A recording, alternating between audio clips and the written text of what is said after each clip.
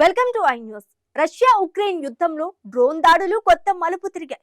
రష్యాలో అత్యంత పెద్ద ఆన్లైన్ ఈ-కామర్స్ దిగ్గజం వైల్డ్ బెర్రీస్ పంపిణీ కేంద్రాలను లక్ష్యంగా చేసుకుని ఉక్రెయిన్ డ్రోన్లు విరుచుకుపడ్డాయి.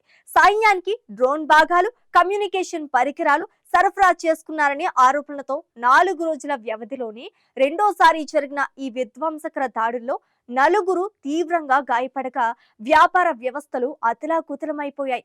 ఈ సంచలన డ్రోన్ దాడుల వివరాలను ఈ స్పెషల్ రిపోర్ట్లో ట్రాక్ చేద్దాం. రష్యాతో జరుగుతున్న సుదీర్ఘ పోరాటంలో ఉక్రెయిన్ దళాలు తమ వ్యూహాత్మక డ్రోన్ దాడుల పరిధిని శత్రుదేశపు ఆర్థిక వ్యవస్థ, సరఫరా మార్గాల వైపు మళ్లించాయి. రష్యాలో అమెజాన్ తరహాలో అత్యంత ప్రజాదరణ పొందిన అతిపెద్ద ఈ-కామర్స్ రిటైల్ సంస్థ వైల్డ్ బెర్రీస్ లాజిస్టిక్స్ హబ్లపై ఉక్రెయిన్ డ్రోన్లు అర్ధరాత్రి భారీగా విరుచుకుపాటుకు జరిపాయి. దక్షిణ, పశ్చిమ రష్యాల్లోని కీలక నగరాలలో ఉన్న ఈ గోదాములపై పడిన డ్రోన్ల దాడిలో 15 మంది ఉద్యోగులు తీవ్రంగా గాయపడడంతో పాటు పంపిణీ కేంద్రాలు అగ్నికీలల్లో చిక్కుకున్నాయి. గత 4 రోజుల వ్యవధిలోనే వైల్డ్ బెర్రీస్ వస్తు సరఫరా కేంద్రాలపై ఉక్రెయిన్ దాడి చేయడం ఇది రెండోసారి.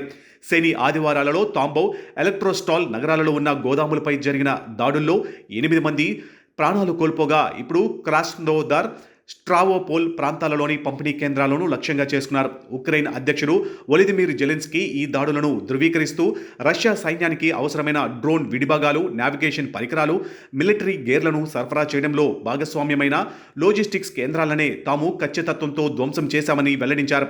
ఉక్రెయిన్ దాడి తీవ్రతతో క్రాస్నోదార్, నెమిన్నోమిస్క్ ప్రాంతాలలోని గోదాముల నుంచి కార్మికులను తక్షణమే సురక్షిత ప్రాంతాలకు ఖాళీ చేయించారు. ఈ అకస్మాత్తుగా జరిగిన విధ్వంసంపై వైల్డ్ బెర్రీస్ వ్యవస్థాపకురాలు టాట్యానా కిమ్ టెలిగ్రామ్లో స్పందిస్తూ తీవ్ర ఆవేదన వ్యక్తం చేశారు. కేవలం తమ విధులు తాము నిర్వర్తిస్తున్న సాధారణ ఉద్యోగులపై దాడులు చేయడం దారుణమని, అయితే ఈ క్లిష్ట సమయంలో పౌరులకు సేవలు అందించడానికి తాము మరింత దృఢంగా ముందుకు సాగుతామని పేర్కొన్నారు. నెమిన్నోమిస్క్లోని గోదాములో 5 గాయపడగా క్రాస్నోదార్ గోదాము కాంప్లెక్స్లో 10 మంది గాయపడ్డారని, వారిలో 3 పరిస్థితి విషమంగా ఉందని ప్రాంతీయ గవర్నర్లు తెలిపారు. ఆర్మీ సరఫరా కేంద్రాలే కాకుండా క్రాస్నోదార్ రీజియన్లో జరిగిన దాడిలో డ్రోన్ శకలాలు పడి ఒక చమురు డిపో తగలపడడంతో ఆర్మావీర్ ప్రాంతంలోని ఒక కంపెనీ ఉద్యోగి ప్రాణాలు కోల్పోయారు. అలాగే అజోవ్ సముద్రం, నల్ల సముద్రం జిల్లాల్లో అంతర్జాతీయ ఆంక్షలను తప్పించుకుంటూ రష్యా ఆయిల్ రవాణా చేస్తున్న షాడో ఫ్లీట్కు చెందిన ఒక ట్యాంకర్, 4 కార్గో నౌకలపై కూడా ఉక్రెయిన్ దళాలు విజయవంతంగా దాడులు జరిపినట్లు జెలెన్స్కీ స్పష్టం చేశారు. స్థానిక నివాసితులు తీసిన విజువల్స్ ఆధారంగా నగరాలలో భారీ అగ్నికీలలు, నల్లటి పొగ మేఘాలు ఆకాశాన్ని కమ్మేసినట్లు బీబీసీ పరిశీలనలో నిర్ధారణ అయింది. మోస్కోకు సమీపంలో ఉన్న ఎలక్ట్రోస్టాల్ నగరంలోని వైల్డ్ బెర్రీస్ బహుళ అంతస్తుల గోదాములు అంతకుముందు జరిగిన దాడుల్లో పూర్తిగా కాలి బూడిదైనట్లు ప్లానెట్ ల్యాబ్స్ విడుదల చేసిన ఉపగ్రహ చిత్రాలు స్పష్టం చేస్తున్నాయి. Ukraine security and cooperation centre chairman Serhiy Kuzan ఈ దాడుల వెనుక ఉన్న అసలు వ్యూహాన్ని వెల్లడిస్తూ రష్యన్ వాలంటీర్లు, మిలిటరీ వర్గాలు వైల్డ్ బెర్రీస్ వెబ్సైట్ వేదికగానే మిలిటరీ సామాగ్రి, విదేశీ ఎలక్ట్రానిక్స్ వస్తువులను కొనుగోలు చేస్తున్నట్లు గుర్తించామని చెప్పారు.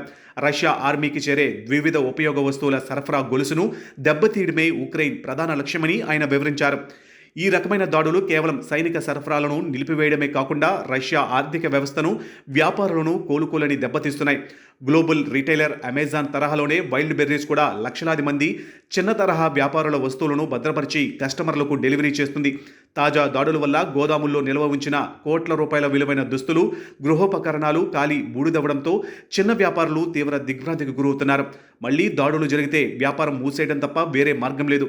మంటల కొలిమిలా మారిన గోదాములకు సరుకు పంపాలంటేనే భయమేస్తుంది అని ఒక మహిళా వ్యాపారి వాపోయారు. యుద్ధం కేవలం సరిహద్దులకే పరిమితం కాకుండా రష్యా అంతర్భాగంలో ఉన్న అతిపెద్ద కమర్షియల్ హబ్లకు వ్యాపించడం రష్యా సమాజంలో ఆన్లైన్ వ్యాపార వర్గాలలో తీవ్ర భయాందోళనలకు రేకెత్తిస్తుంది. తమ ఆర్థిక రక్షణ, మిలిటరీ లాజిస్టిక్స్కు సంబంధించిన ఉక్రెయిన్ వేస్తున్న ఈ వ్యూహాత్మక డ్రోన్ పాచికలు మున్ముందు రష్యా సైన్యానికి నిత్యావసరాలు, విడిభాగాల కొరతను తెచ్చిపెట్టడమే కాకుండా రష్యా ఉపాధి రంగాన్ని మరింత సంక్షోభంలోకి నెట్టేలా కనిపిస్తున్నాయి.